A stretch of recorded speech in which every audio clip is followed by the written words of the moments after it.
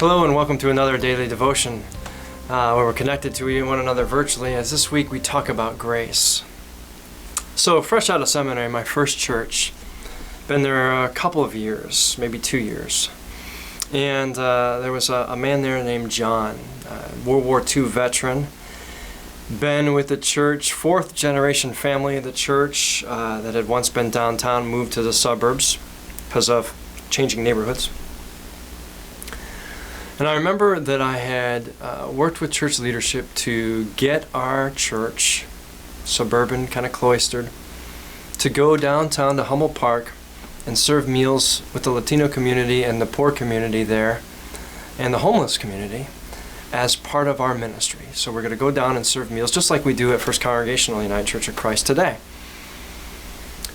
And I remember the next Sunday, after church leadership had agreed that we were going to do that month, that John was like this to me.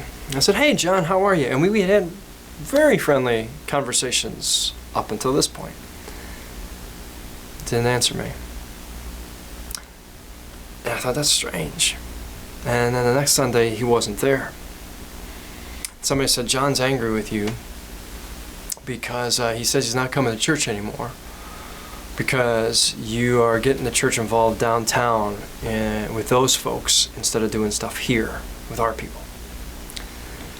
So I called John up. I said, "Hey John, it's Pastor Scott," and click, dial tone. I thought, nah, maybe he's older, maybe he was fumbling with the phone or something. So I called him back up, thinking maybe we got disconnected, assuming the least possible.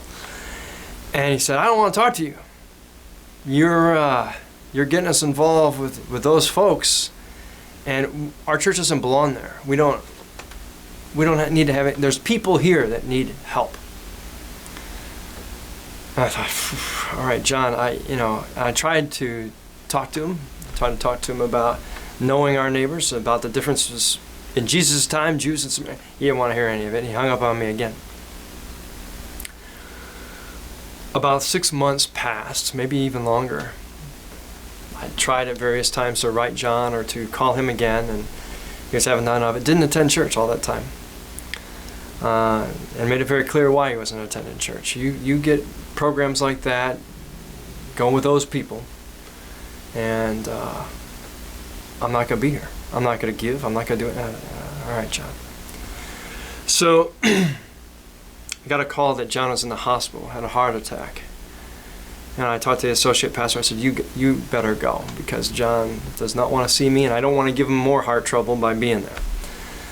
So he went, and he came back and said, you really need to pray about going, because I think you need to see John. I said, I just don't feel right. The man has made very clear he doesn't want to talk to me. I've hurt him. I've upset him. He doesn't like the direction I've taken the church in this way.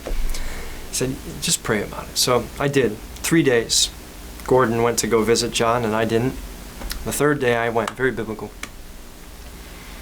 And I showed up at the door, and I knocked. I said, "John, it's Pastor Scott. I know maybe you don't want to see me." And he said, come on in. And before, it's a lot like the prodigal son story in some ways. Before I could apologize to John for being distant, for kind of saying, "All right, fine, old man, you don't want to have anything to do with me because you're going to stay in that hole, and you don't like what I'm doing. Fine, I'll forget about it." He said, "Pastor, I was wrong. I'm sorry. I should have talked to you. I should have listened. I don't agree with everything you're doing, but I know you're doing it out of love for God, and I was wrong to shut you out and shut the church out, and I'm sorry." And I said, "I'm sorry too. I wrote you off. I should have kept trying more. I should have come to see you when you were first in here." And it was like that Jacob and Esau story, or where the two brothers come together, or Joseph and his brothers, who had hurt him so badly. And he keeps that from them until that final moment when, they can't recognize him. 30 years have passed. He was just a boy when they sold him to slaves. And he says, "I'm your brother." and they weep. And here are two grown men in the middle of the hospital room weeping and finding forgiveness and grace. As I'm driving home that day, honest to God, I'm about 10 minutes from the church on 95th Street, and I get a call from the church office. Pastor Scott, have you been to see John? Have you been to Christ Hospital? Yeah, I just came from there. He's dead. So about 15 minutes since I left there, he died. And I always think, what if on that third day I hadn't gone? If I had stayed stubborn, if I had said, nah, we've just had so much of this. I'm done. Grace has a way of cracking the heart. Saying, just, will you let God have just a little light to bust through that stone and to see something God sees. Sees past your disagreements and grudges, sees past your biases or prejudices, sees past the ugly things that have transpired and the hang-ups and the... Not those folks. And to let God allow for those moments of reconciliation. I just want to say, at the end of this devotion,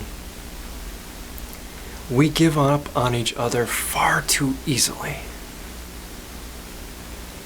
when we proclaim a God who never gives up on us. We are really quick to give up on each other. What would church and reconciliation and grace look like to the world if we started to more closely model the kind of grace God gives? For a moment I found it with John, where I didn't think it was possible. And sure enough, something beautiful, something I'll never forget, happened on a man's dying day. I don't know what it was like for John that day, but for me, it was one of the most powerful, transformational grace moments of my life. Who have you written off? Who have you said doesn't deserve my grace? Think about it again. Maybe you should go. Wrestle with it, will you? Amen.